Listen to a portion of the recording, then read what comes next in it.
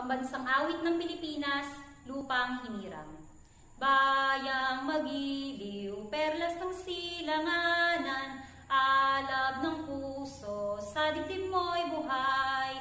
Lupang hinirang, duyan ka ng magiting, sa manlulupig, di ka pa sisiil, sa dagat at bundok, sa simoy at sa langit mong bughaw. May dilagang tula at awit sa paglayang minamahal, ang kislab ng watawat mo'y tagumpay na nagniningning, ang bituin at araw niya kailan pa may di magdidilim. Lupa ng araw ng luwalhati at pagsinta, buhay ay langit sa piling mo. Aming ligaya ng pag may mga api, ang mamatay ng dahil sa'yo. Panatang Makabayan, iniibig ko ang Pilipinas, aking lupang sinilangan, tahanan ng aking lahi. Kinukupkup ako at tinutulungang maging malakas, masipag at marangal. Dahil mahal ko ang Pilipinas, diringgin ko ang payo ng aking mga magulang. Susundin ko ang tuntunin ng paaralan. Tutuparin ko ang tungkulin ng isang mamamayang makabayang, naglilingkod, nag-aaral, nagdarasal ng buong katapatan. Iaalay ko ang aking buhay, pangarap, pagsisikap sa bansang Pilipinas. Pledge to the Christian flag. I pledge allegiance to the Christian flag and to the Savior for whose kingdom it stands. One Savior, crucified, risen, and coming again, with might and liberty to all who believes. Pledge to the Bible. I pledge allegiance to the Bible, God's holy word. I will make it a lamp unto my feet and a light unto my path. I will hide its word in my heart, that I might not sin against God.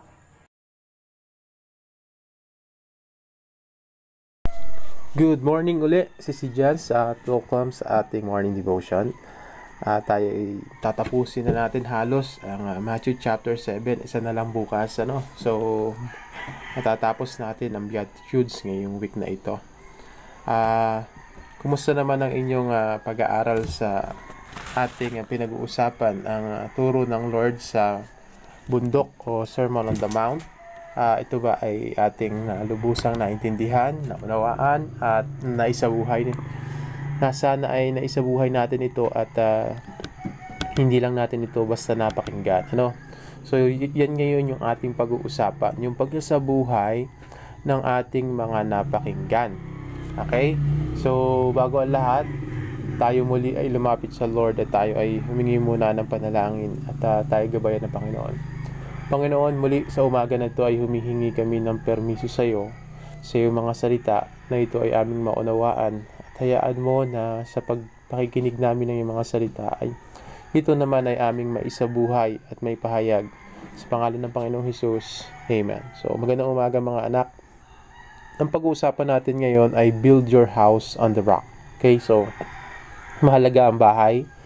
Mahalaga ang bahay kung saan mo ito itinatayo at hindi mo siya basta itinatayo.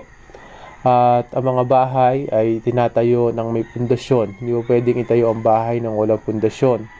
Kaya mamimili ka ng lupa na pagtatayuan mo ng pundasyon. Sapagkat kahit may pundasyon ka na nilagay sa ilalim, subalit ang pinaglagyan mo ng lupa nito ay mahina, ito ay baliwala.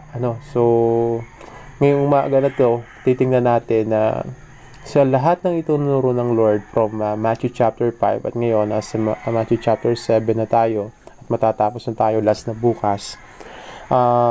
Kagaya ng pagtatayo ng isang bahay, ang buhay natin na dapat nakatayo sa isang matibay na pundasyon. Okay? So mahalaga ang bahay, dito ka lagi bumabalik. Araw-araw halos nandito ka. Ganun din ang buhay natin. Dapat nananatili na matatag sa pundasyon na kinatatayuan ito. So ngayon, buksan natin ang ating Biblia sa Matthew chapter 24 verses Matthew chapter 7 verses 24 to 27. Therefore, whosoever heareth these sayings of mine and doeth them, I will make him unto a wise man, which built his house upon a rock. And the rain descended, and the floods came, and the winds blew, and beat upon that house. And it fell not, for it was founded upon a rock. And every one that heareth these sayings of mine, and doeth them not, shall be like unto a foolish man, which built his house upon the sand. And that which built his house upon the sand, and the rain descended, and the floods came, and the wind blew, and beat upon that house, and it fell, and great was the fall of it. Sa Tagalog, kaya't ang bawat nakikinig sa mga salita kong ito at ginaganap ang mga ito ay matutulad sa isang matalinong tao na nagtayo ng kanyang bahay sa ibabaw ng bato. Bumagsak ang ulan at dumating ang baha, umihip ang mga hangin at hinampas ang bahay na iyon, ngunit hindi iyon bumagsak sapagkat itinayo sa ibabaw ng bato. Ang bawat nakikinig sa mga salita kong ito at hindi ginaganap ang mga ito ay matutulad sa isang taong hangal na nagtayo ng kanyang bahay sa buhanginan. Bumagsak ang ulan at dumating ang baha, humihip ang mga hangin at hinampas ang bahay na iyon, at iyon ay bumagsak. Napakalakas ng kanyang pagbagsak. Okay? So, sabi ng Lord, everyone then who hears these words of mine, okay? Meron ka ito yung mapapansin natin. Merong nakinig. Okay, may nakinig. Una, may salita ang Diyos. Nagsalita si Jesus, di ba? May salita na narinig. May nakinig. At sa kanilang pakikinig, nagkaroon sila ng pagtugon sa kanilang narinig. Okay? Nagkaroon ng pagtugon. Parehas nagtayo ng bahay. Sa pagtatayo nila ng bahay, parehas din nagkaroon ng pagsubok na dumating. Okay, so punta muna natin sa verse 24. Everyone then who hears these words of mine, thus them will be like a wise man who built his house on the rock. The rain fell, and the floods came, the winds blew, and beat at that house, but it did not fall, because it has been founded on the rock. Okay? So, sabi ng Lord, kung pinakikinggan nyo ang salita ko, at ito'y inyong isinasagawa o isinasabuhay, tulad kayo ng isang matalinong tao na nagtayo ng kanyang bahay sa ibabaw ng bato. Okay?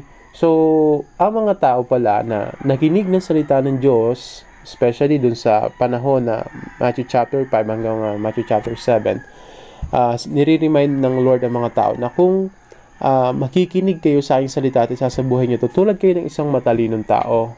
Okay? Matatalino pala ang mga tao na nakikinig ng salita ng Diyos at isinasabuhay ito. Tandaan niyo mga anak ha, matatalino ang mga tao na nakaririnig ng salita ng Diyos at ito'y kanyang isinasabuhay. Sapagkat maituturing siya na isang taong tulad ng nagtayo ng bahay sa ibabaw ng bato. Ano bang ibig sabihin nun? Yung pinagtayuan ng bahay ay isang matibay na pundasyon. Okay? Isang matibay na pundasyon na kung saan dumating ang ulan, dumating ang baha, umihip ang malakas na hangin, pero hindi ito bumagsak. Kasi ang kanyang pundasyon ay sa bato. Okay? So, kaya pansinin nyo, yung mga bahay natin ay itinatayo sa matibay na pundasyon para hindi ito masira. So, ganun din tayo. Habang tayo pala ay nakikinig ng salita ng Diyos, ang paraan mo ng pag-respond sa salita ng Diyos ay paraan mo kung saan mo itinatayo ang iyong pundasyon. Habang nakikinig ka ng salita ng Diyos at habang ito ay isinasabuhay mo, ina-apply mo, okay, doon mo pala malalaman na ikaw ay nagtatayo sa isang pundasyon. At sa application mo ng salita ng Diyos, ayun, doon mo malalaman kung ikaw ay nagtatayo sa isang matibay na pundasyon o hindi. Mahalaga na pag narinig mo, ay i-apply mo ang Word of God. Okay? Kasi pag hindi, ganito yung mangyayari. And everyone who hears this word of mine and does not do them will be like a foolish man who built his house on the rock, on the sand. Okay, so there is a wise man who built his house upon the rock, and there's also a foolish man who built his house on the sand. Okay? So, they both hear the word of God, but they apply the word of God differently. Example natin, yung nakarinig at sinagawa ito ay matalino. Okay, a wise man who built his house upon the rock. Pero yung foolish man, he also hear the word of God, but he does not respond to the word of God properly. He even hindi kahit tugunin ito ng tama at isabuhay ito ay hindi niya magawa. Okay? And the Lord said, you are considered a foolish man if you only hear the word of God but does not apply to your life, di ba? Hindi mo i-apply sa buhay mo, ay para ka lang foolish man.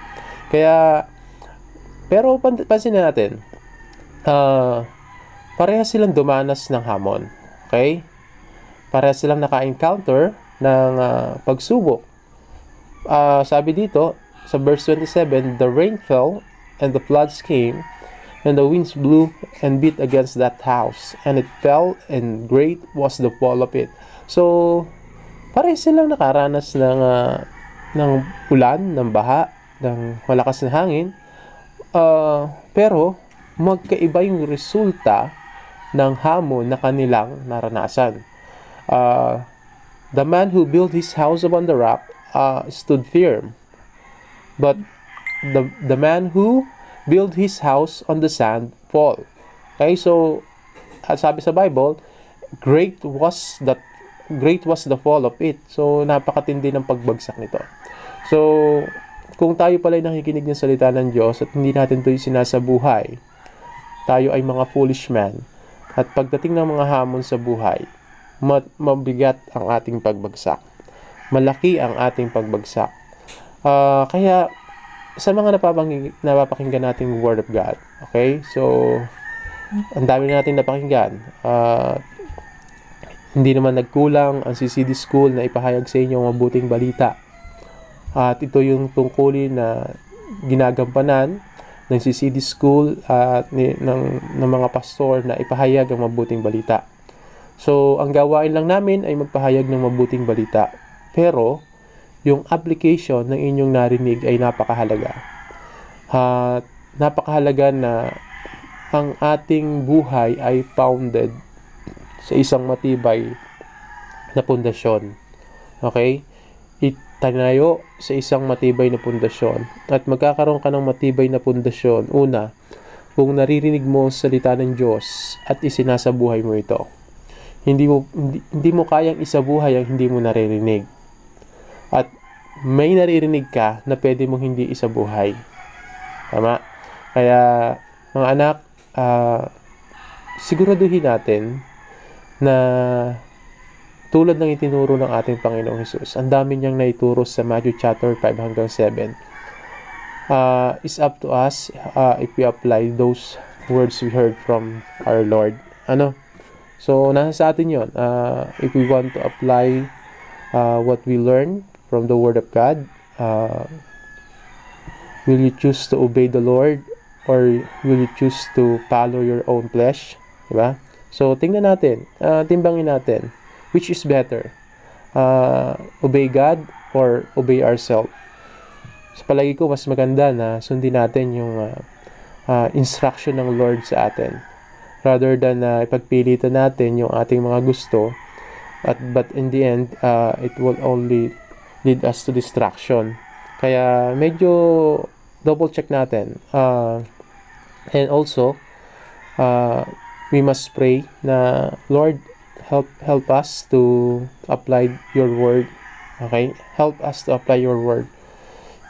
It is His word, not our word. Okay? So, salita niya ito eh. So, kailangan natin humingi ng permiso, Lord, paunawa mo sa akin to. Lord, tulungan mo akong may apply ito. Okay? So, importante na yung narinig nating Word of God ay may apply natin sa ating mga buhay. Hindi lang natin basta narinig. Mga anak, mga sisidyans, mapapalad tayo dahil naririnig natin ang salita ng Diyos. It's up to us to apply those words we heard from the Lord. And the Lord will bless us. Okay? So, maliwanag naman sa ating mga napag-aralan.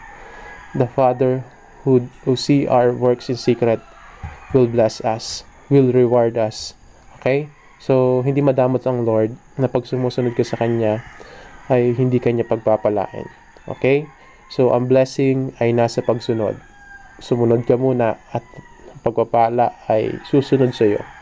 Hindi mo kailangang habulin ang pagpapala. Ang kailangan mong gawin, sumunod sa Panginoon at ang pagpapala ay susunod na lamang. Tayo manalangin. Panginoon, maraming salamat po sa umaga na ito. Pagpalain mo ang bawat isa at hayaan mo, Panginoon, na may apply ng bawat isa ang salita mo ayon sa pananampalatayang ipinagkaloob mo sa kanila. Sa pangalan ng Panginoong Hesus. Amen. So magandang umaga mga anak. Magkita-kita tayo ulit.